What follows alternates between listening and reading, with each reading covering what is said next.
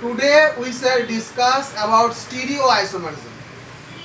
Now stereoisomerism is of two types: geometrical isomerism and optical isomerism.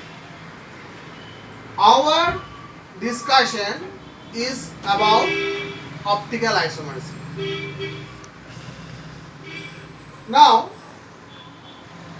in class 12 board exam, different questions are frequently come on optical isomerism.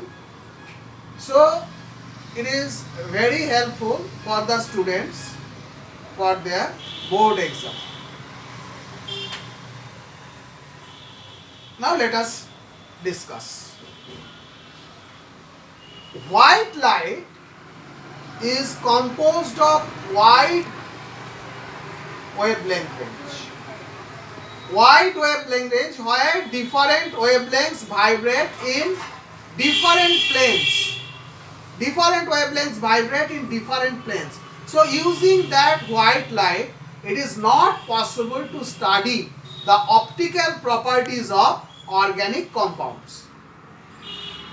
So at first, white light is passed through Nicol prism. Now white light is polychromatic ray, and when it is passed through Nicol prism, it becomes monochromatic. It becomes monochromatic. Chrome means color, where the wavelengths vibrate in a single plane. Wavelength vibrates in a single plane. Now when this monochromatic ray is passed through solutions of organic compounds, the given organic compound may or may not, remember this, may or may not change the direction of monochromatic ray. Now here is the question: when the given organic compound will change the direction of light, and when it will not be able to change the direction of light. To change the direction of light, the compound must be optically active. Now when an organic compound is optically active, there are two conditions. One, the compound should have a chiral center. Now what is chiral center? The compound must have at least a carbon which is chiral, that is, there are 4 different groups attached to that carbon. Like C is the chiral carbon, and A, B, D and E, these are the 4 different groups bonded to this carbon. So this is chiral center. This is the chiral center. Chiral center. Because these 4 different groups are bonded to this carbon. So it is chiral center. Number 1. So compound should have a chiral center, and the compound must be as a whole asymmetric. Now what is as a whole asymmetric? The compound should not have any kind of symmetry. That is, it should not have line of symmetry. It should not have center of symmetry. It should not have alternating axis of symmetry. It should not have any kind of symmetry. Okay. Now, if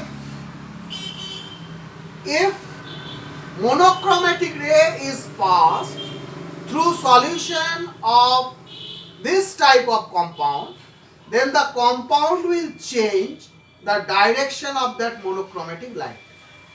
It can change the direction to the right side, that is clockwise, or it can change the direction to the left side, that is anti-clockwise. When the given organic compound changes the direction to the right side, it is called dextrorotatory. Rotatory, and it is denoted by plus sign.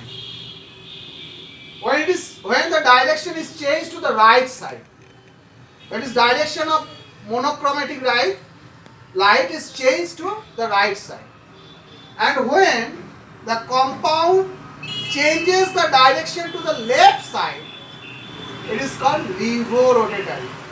Levo, L-A-E-V-O. Levorotatory. And it is denoted by minus sign. Okay. So,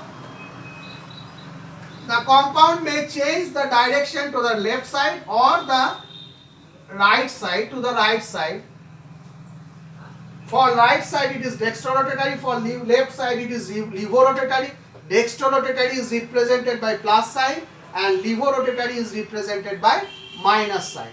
Now, how many optical isomers an optically active compound can give?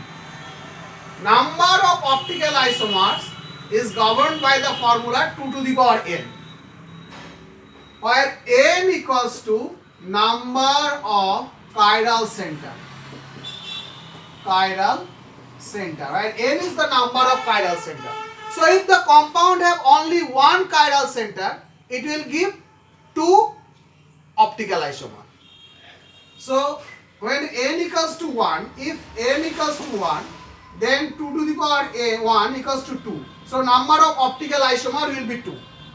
Number of optical isomer.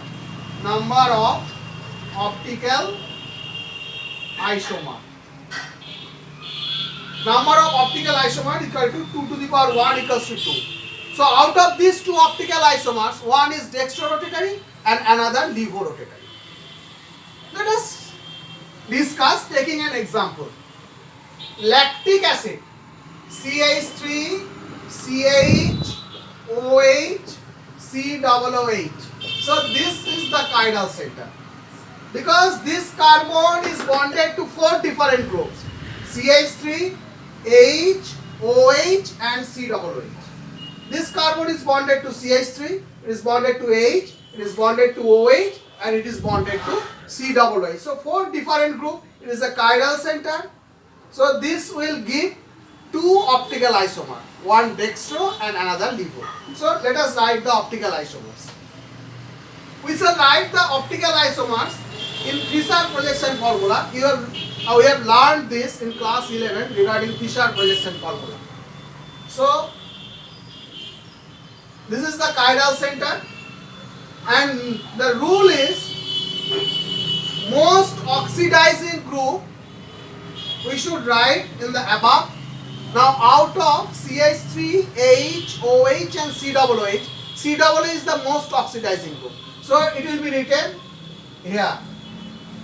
And least oxidizing CH3, and H and OH will be left right. OH in the right side, now right, H is the left side. And now write another structure here. CH3, sorry, COOH, CH3, OH and H. Now one is dextrorotatory, another levorotatory. So this is D plus lactic acid and it is L minus lactic acid. L minus lactic acid. Now what is D and L? This D is not dextro, plus is dextro. D is penultimate carbon, OH bonded to penultimate carbon is in the right side. So it is D. It is not dextro. Plus is dextro.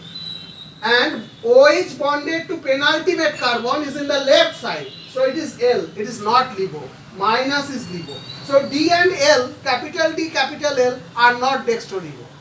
Capital D is OH bonded to chiral carbon is in the right side. That is here it is penultimate carbon, and OH bonded to penultimate carbon is in the left side, then it is L. Minus is LIVO, plus is dextro. From the structure, D and L can be understood, but plus and minus it is experimental verification. Experimentally we have to get whether it is dextro, that is whether it is plus or minus. Okay. from structure we can get capital D and capital L. Okay. So now if we put a mirror in between the two, if we put a mirror in between the two, then we see that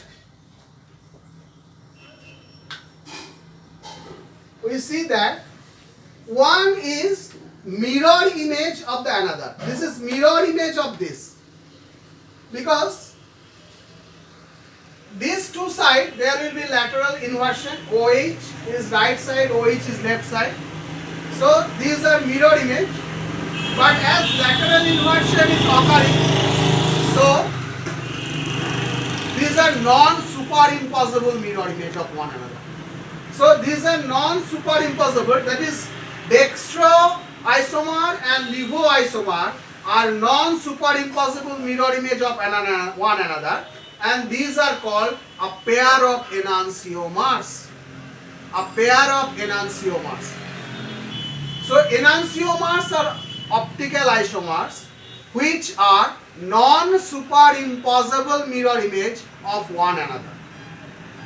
Now if we take a equimolar mixture of dextro and levo isomer, then it will be optically inactive, and this mixture is called racemic mixture, because the rotation of dextro form will be cancelled by the rotation of levo form. Dextro form will rotate to the right side, levo form will rotate to the left side, so there will be no ultimate optical activity. And so equimolar mixture of dextro rotatory isomer and levo rotatory isomer is called a pair of enantiomers there, and so a mixture of enantiomers is optically inactive.